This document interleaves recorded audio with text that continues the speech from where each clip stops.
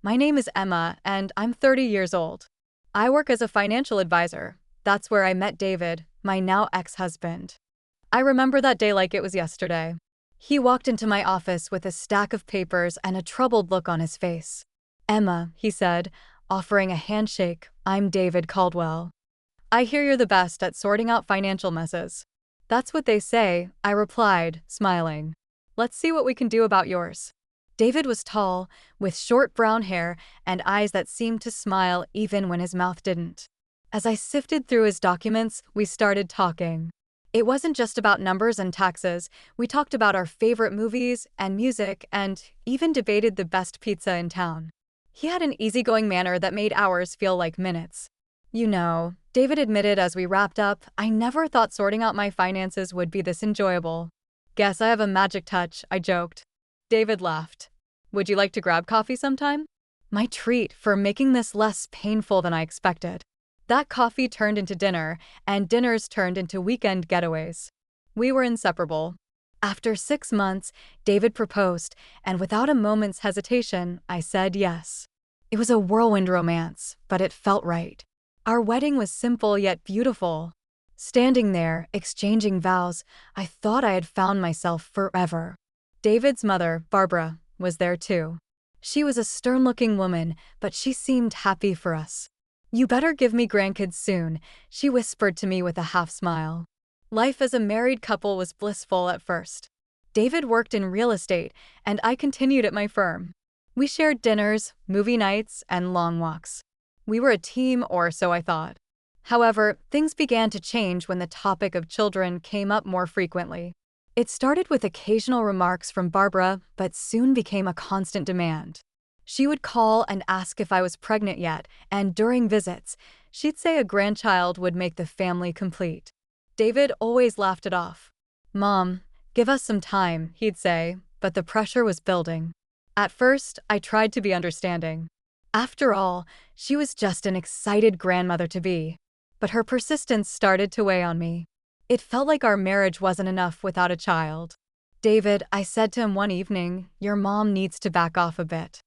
I feel like she's more involved in our marriage than we are." David looked uncomfortable. "She's just excited, Emma. Let's not make a big deal out of it." As time went on, Barbara's influence in our lives became more and more evident. It wasn't just about her nagging for grandchildren. She had opinions about everything, from how we should manage our finances to what we should eat. One Saturday morning, David and I were enjoying breakfast when his phone rang. It was Barbara. David put it on speaker, as he usually did. "David, dear," Barbara said in her usual authoritative tone, "are you both eating healthy? Remember, a healthy diet is important for conceiving." David chuckled. "Yes, Mom, we're eating healthy. Don't worry." I forced a smile, but inside, I was screaming. It felt like she was monitoring our every move. Things intensified when Barbara started visiting us more frequently. One evening, she came over unannounced, carrying a stack of parenting books. "Emma, you should start reading these," she said, dumping the books on the coffee table. "It's never too early to prepare." I glanced at David, hoping he would say something, but he just shrugged. "Thanks, Barbara," I said, trying to sound grateful. Her visits became a regular occurrence. It was like she was keeping tabs on us, making sure we were doing everything right to have a child. And every time she brought up the topic, David would just nod and agree with her. One night, after another of Barbara's visits, I couldn't hold it in anymore. "David," I said, frustration evident in my voice, "we need to talk." "What's up?" he asked, not looking up from the TV. "It's your mom," I said. "She's suffocating us with this baby talk. We barely have time to be a couple without her interference." David finally looked at me. "She's just excited, Emma. She means well." "Excited or obsessed?" I countered. "It feels like she's the third person in our marriage." David sighed. "She's my mom. What do you want me to do? Tell her to stop caring." "It's not about caring, David," I said. "It's about respecting our space, our decisions. Can't you see that?" David didn't respond. He just turned back to the TV. That was the end of our conversation, but it wasn't the end of the issue. If anything, it only got worse. Barbara's visits became more frequent and her comments more intrusive. "You two should go on a vacation," she suggested one day. "Just relax, it'll help with conception." "Maybe Emma should quit her job," she said on another occasion. "Reduce the stress." It felt like she was dictating our lives, and David was letting her. I started feeling like a stranger in my marriage. The love and understanding that had once bonded David and me seemed to be slipping away, lost in the shadow of Barbara's overbearing presence. The constant pressure about having a baby started to take its toll on both of us. David and I were arguing more often, and the romance that once filled our home seemed to have evaporated.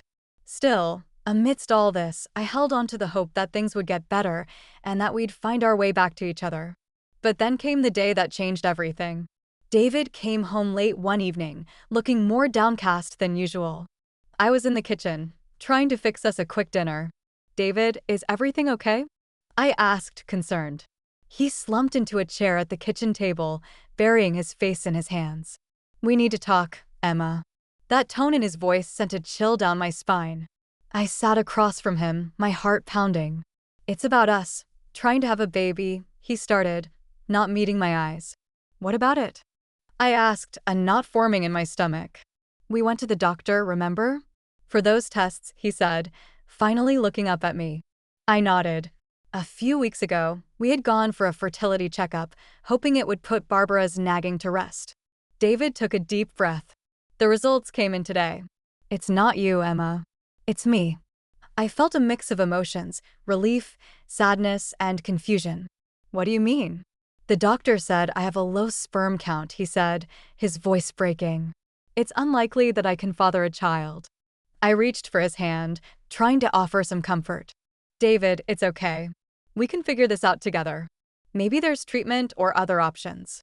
He pulled his hand away, shaking his head. "No, you don't understand. I can't.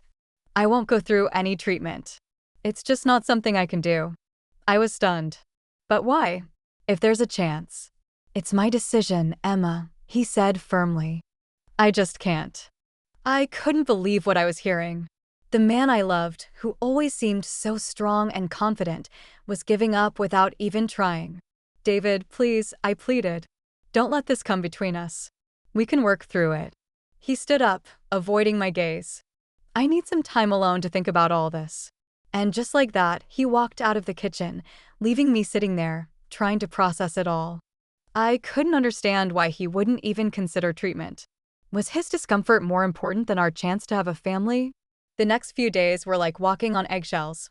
David barely spoke to me, and when he did, it was short and cold. I felt a growing distance between us, a crack in the foundation of our marriage that seemed to be widening with each passing day. Then came the day that turned the crack into a gaping hole. David had been out late again. I was in bed, pretending to be asleep, when he came in. He thought I was asleep and started talking to someone on the phone. "Yes, Mom," he said. "I got the results. It's not good. No, I don't want treatment. I know, but I can't. Yes, I'll figure something out." Hearing him talk to his mother about something so personal, something he barely discussed with me, felt like a betrayal. It was clear that Barbara's shadow loomed larger over our marriage than I had ever realized. I lay there in the dark, tears streaming down my face, feeling utterly alone. Our marriage was crumbling, and I didn't know how to save it. Life at home had become unbearable. David and I were like strangers living under the same roof. The love and warmth that once defined our relationship seemed like a distant memory. But just when I thought things couldn't get any worse, life threw me a curveball. I had been feeling under the weather for a few days. At first, I thought it was just stress, but then I missed my period. A part of me was scared to even entertain the thought, but I knew I had to find out. So one morning, I bought a pregnancy test. Sitting in the bathroom, waiting for the result, felt like the longest few minutes of my life. And then there it was, a positive result. I was pregnant. For a moment, I was in disbelief. After all the talk about David's infertility, this felt like a miracle, a ray of hope amid our crumbling marriage. But how would David react? I decided to tell him that evening.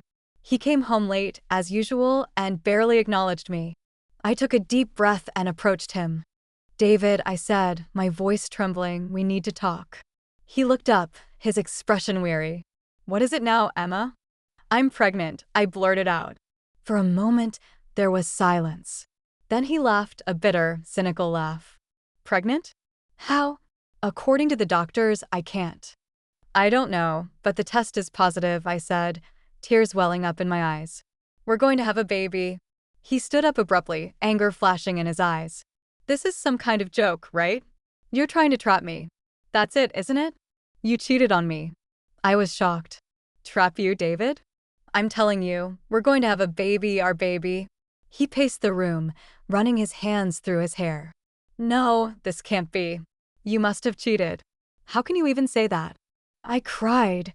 I've been nothing but faithful to you.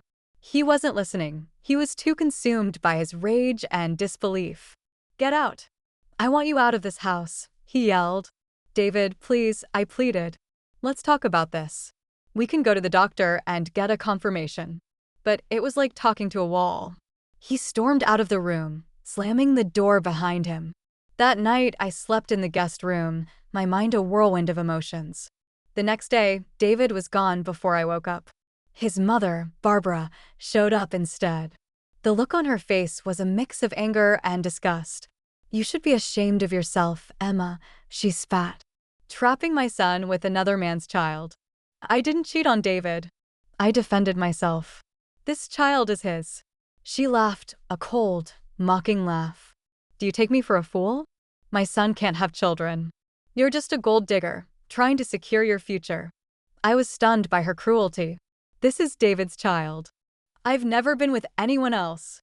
She moved closer, her voice venomous. You have 1 week to pack your things and leave. And don't even think about asking for alimony or child support. You won't get a dime from us. Barbara's ultimatum was the last straw. I knew I couldn't continue living in a house filled with resentment and accusations. It was time to take control of my life, for my sake and the baby's. First things first, I filed for divorce.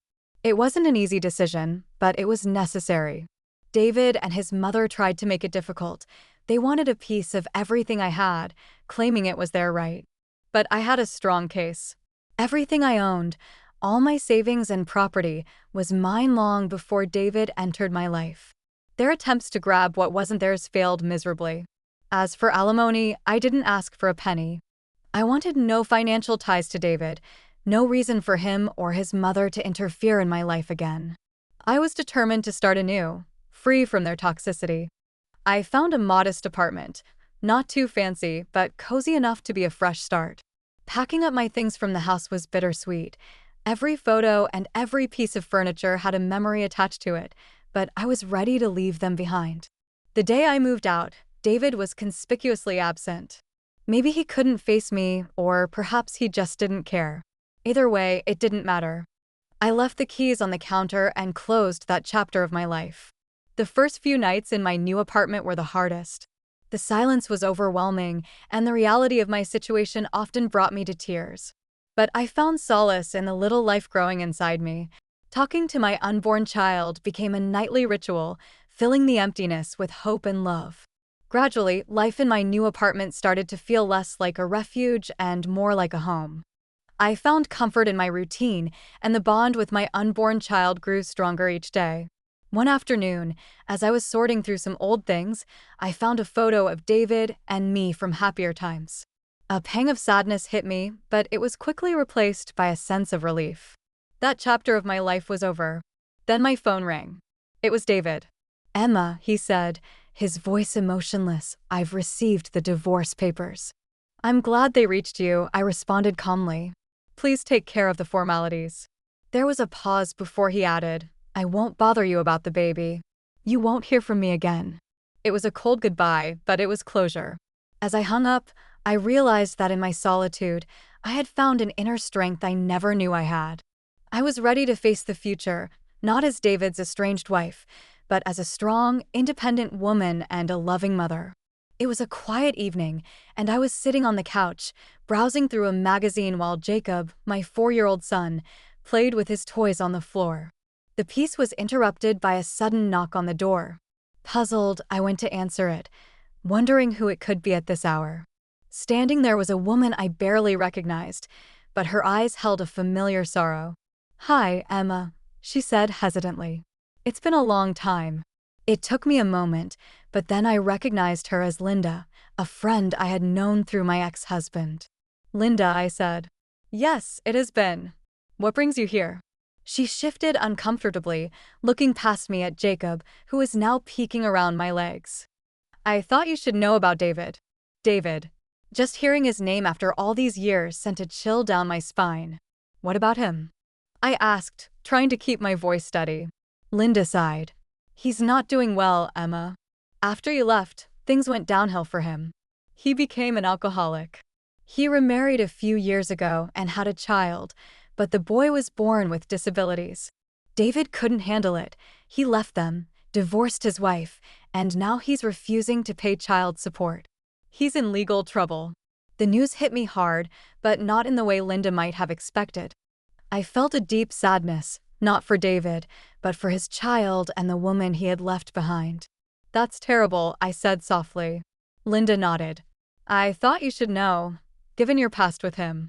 I appreciated her concern but knew I had to set boundaries. "Thank you for telling me, Linda, but that part of my life is over. David made his choices, and they have nothing to do with me or my son." Linda looked at Jacob, then back at me. "I understand, Emma. I just thought." I smiled, a little sadly. "I appreciate it, Linda, but my focus is on Jacob and our life now. What David does or doesn't do isn't my concern anymore." She nodded, seemingly understanding.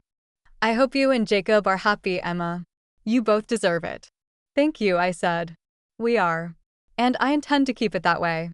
After Linda left, I closed the door and leaned against it for a moment, taking deep breaths. The past had a way of sneaking up on you, but I was determined not to let it overshadow the life I had built for myself and my son. The park was vibrant that day with laughter and the sounds of children playing. I was there with Jacob, my heart swelling with pride as I watched him run around. Then a familiar, unwelcome voice sliced through the air. "Emma, is that you?" I turned, my heart sinking. Barbara, my former mother-in-law, was approaching, her eyes fixed on Jacob. "Barbara," I said coolly. "What are you doing here?" Ignoring my tone, her gaze was locked on Jacob. "He's grown so much." "He's your son, right?" "Yes, this is Jacob," I answered, moving subtly to stand between her and my son. Barbara's eyes sparkled with a disturbing kind of eagerness. "I was hoping to see him. After all, he's my grandson." I felt a wave of anger. "And why would you want to see him?" "Well, you know, my other grandson." She trailed off, her face twisting. "He's not well. He's sick. It's just not the same. I want to be part of a healthy grandchild's life." Her words struck me like a slap. The contempt in her voice for her grandchild was appalling. "Barbara," I said, my voice steely, "you have no right to be part of Jacob's life, not after everything that happened." "But, Emma, that was all David's doing," she protested. I shook my head. "You supported him. You turned against me when I was carrying your grandchild, and now you speak with such disgust about your other grandson just because he's sick. That's unforgivable." Barbara's face reddened. "You can't keep me away from my grandson." "I can and I will," I declared firmly. "Jacob doesn't need someone in his life who values people based on their health. He will not be part of your twisted view of family." She looked like she was about to argue, but I cut her off. "This conversation is over. Stay away from us, Barbara. Your presence is neither wanted nor welcomed." I took Jacob's hand and walked away, leaving Barbara standing alone, her face a mix of anger and disbelief. As we walked, Jacob looked up at me, his innocent eyes filled with questions. "Mommy, who is that lady?" "That was someone we used to know, sweetheart," I replied gently. "But she's not part of our lives anymore." Sitting on the porch, watching the sunset paint the sky with warm colors, I felt a sense of peace I hadn't known in years. Jacob was inside, his laughter echoing as he played. Life had settled into a calm rhythm, the storms of the past now distant memories. "Mom, look what I made." Jacob's voice pulled me back from my thoughts. He came running out, holding a drawing in his hands. It was a picture of the two of us, smiling under a big, bright sun. "It's beautiful," Jacob, I said, pulling him into a hug. You're quite the artist. I want to put it on the fridge. He beamed with pride. Let's do that, I smiled, following him inside. As we walked, I thought about how far we'd come. There was a time when the weight of the past felt crushing, but now it seemed like a distant echo. Later that evening, after Jacob was asleep, I sat down with a cup of tea, reflecting on everything. The phone rang, disrupting the quiet. I hesitated but decided to answer it. Hello? It was my sister, Anna. Hey, Emma. I just wanted to check in. How are you and Jacob doing? We're doing well, Anna. Jacob's growing up so fast, I replied, a smile in my voice. I heard about your run-in with Barbara. Are you okay?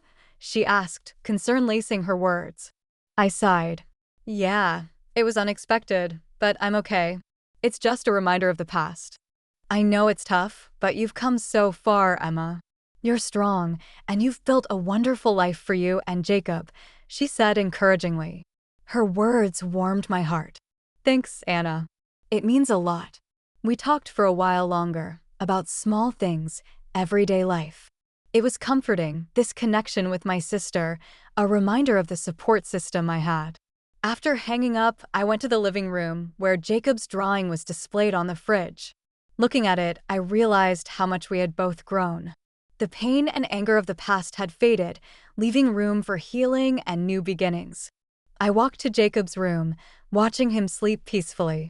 Leaning down, I kissed his forehead gently. Good night, my little artist, I whispered. Back on the porch, I gazed at the stars emerging in the night sky.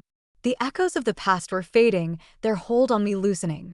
In their place was hope, a quiet strength, and the unconditional love between a mother and her son.